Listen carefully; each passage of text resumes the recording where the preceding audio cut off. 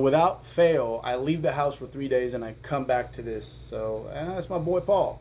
You guys might know him from the IG. We body shame him because he doesn't have the prototypical build, mesomorphic build that most pit bulls have. One embarrassment. Speaking of embarrassment, uh, hey, check your man. What is that, bro? Um, I highly recommend you guys try that. Women love it. Don't actually.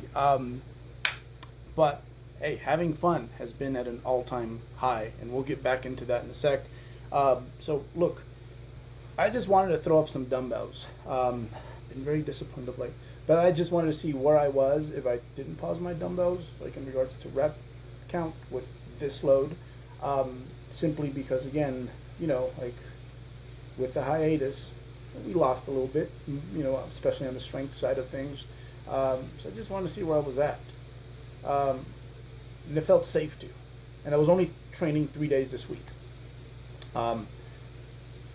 Usually, this is how I'm doing it, and I'm doing it this way because, man, I didn't want to hurt myself. Like I said in the previous entry, I didn't want to hurt myself, and now be super excited about getting back to the gym, but then having to work around something that I could have prevented. So, the pausing, more active tension on the pecs, less passive tension, and which just means you can get the same stimulus up here without having to do as much weight or a given weight for as many reps.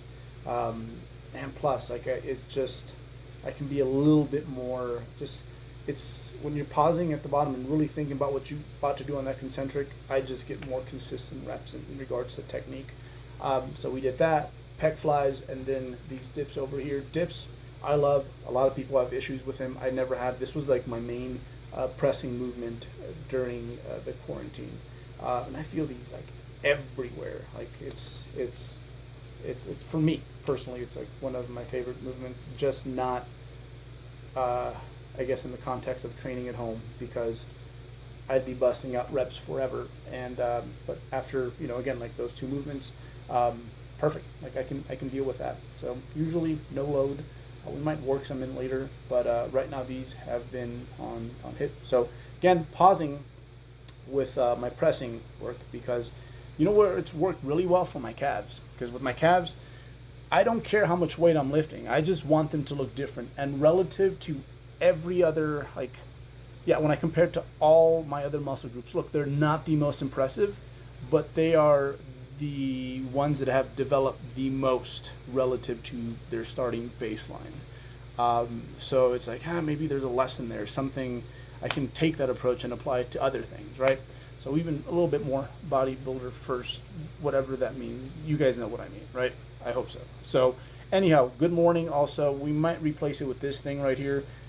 The hips do the exact same thing that they do on a good morning, but that top, the end of the motion here is like, because of how your body parts are organized relative to the parts in the machine, you just like feel this tension at the end, that again you don't get from a free weight good morning. But we'll see, because ever since I started doing good mornings, not that these cure back pain, but I've had better mornings. So so yeah, and I love the lift. There's just something primal, and I don't know, like, we'll see, man, we'll see. Speaking of, again, kind of checking the ego a little bit, on these right here, the obvious range of motion, right? A little different from previous years, but then also deloading it at the bottom, and you guys will see it a little bit clearer in this next angle. And yeah, because of those things, I can't do as much weight. Whatever weight I'm doing, I couldn't hit for as many reps as I would with, say, a more traditional yet still acceptable range of motion. So no, I've been digging this. It's been, again, we've just been efficient. Another thing we've been doing is just, and I think you might have caught on to this, but we're being a little bit more zippy through the concentrics. I feel that when I do this, it just gives me a better idea of where I am in regards to how close am I to failure. So yeah, and I can also like visually see and feel the fatigue, from like set to set. So it gives me just a better idea of whether I should take a rep, whether I shouldn't. stuff like that. Because at a certain point, you have to look. Yes, I think for bodybuilders compared to the strength athletes, what goes on in a single session is a little bit more important. But at the same time, as you become more advanced, it's about racking up these good sessions. So you need to think ahead a little bit more than you might have when you first got rolling with this. So yeah, I mean, look at the sheer difference in regards to like I'm trying, man, but that's as fast as it goes on the concentric. On the eccentric, we're still romancing that thing. Okay, so again, just because we're going pretty hard on the concentric doesn't mean we just like just blow through the eccentric as well. No, there's tension there, and good clean eccentric definitely grooves me. Come reversing it back in the other direction. So, man, no, I've been taking the quads like extra serious this off season, and so far so good. Like there's just a certain level of like vascularity and crispiness, and then like I've never had the front butt in like the front of my quads where it's kind of doing this thing here, right? It's like sticking out like an ass on the other side of your leg, as prominent as it has been of late. I don't remember having that. So hey, things are looking good, even though it's really only been, I think, about 2 months since I've had access to the gym again. Leg extension, I'm forced to use this one for now, but I'm kind of liking it. And I like it because you can distribute the load in a way that just makes sense given the purpose of that movement. So yeah, again, like it's serious business. I'm hyper competitive, man. Like I'm in there thinking about like who I might be on stage with next time and how I want to get mine. But at the same time, we've been having a ball, and I think that's something that prior to the lockdown was probably missing a little bit. So, again, the longer you do this, the quicker you can just turn it on, turn it off, turn it on, turn it off. And you might notice this with yourself. Like you might have had like a crazy hectic day, but once you make it in there, it's like zone. It gets only better with time. Let me tell you that. So, hammer strength high row, a few things to notice here. Soft elbows, we went over that in the last video.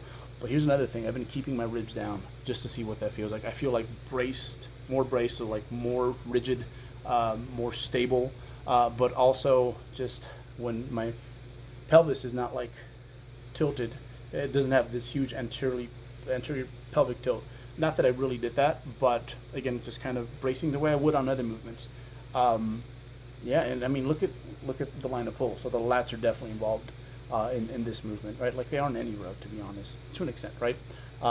That's been making it feel like extra good. So yeah, soft elbows, bringing those back.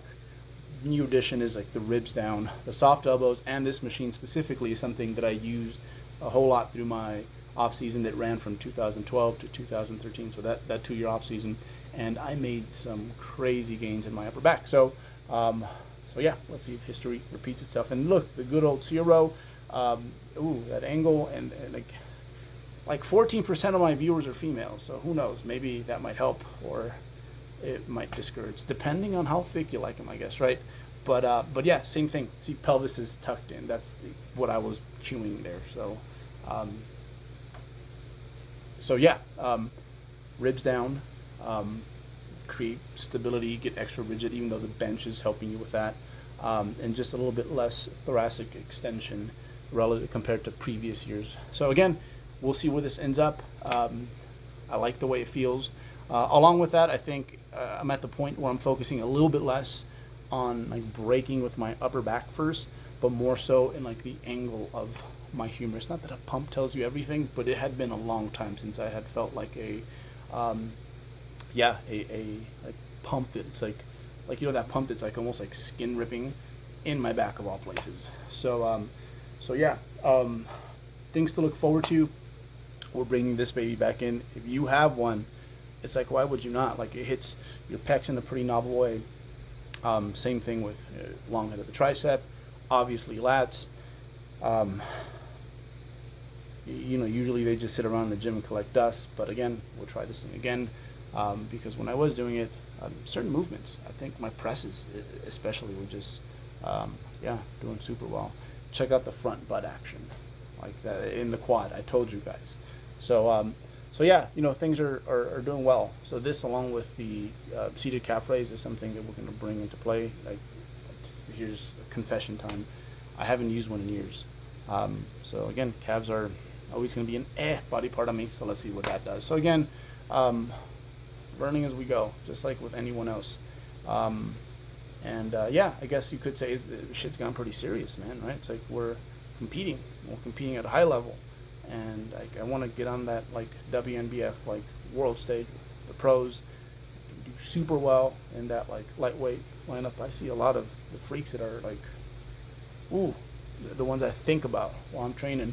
But nevertheless, like I think just having a good time and like again going out there like the way that just imagine how Usain Bolt would train. Like that's kind of the vibe that I've been going for. And when it's like that, it's like it doesn't take away from my training. If anything, you know, it enhances it, and those around you benefit from the energy. As long as I mean, don't be freaking distracted either, right? But yeah, I've been again trying to bring the good energy, um, and just remember like why it is that I do this above anything else. Because yeah, like it's pretty serious now, but at the same time it isn't. So, yo, that's my story. What you guys wrote, I remember, and we're gonna do that in this next entry. Okay. This was a short week, but I'll have all the stuff y'all wanted and more. Thank you so much for supporting me and the channel. Like if you like, and see y'all next week. All right, go eat some protein.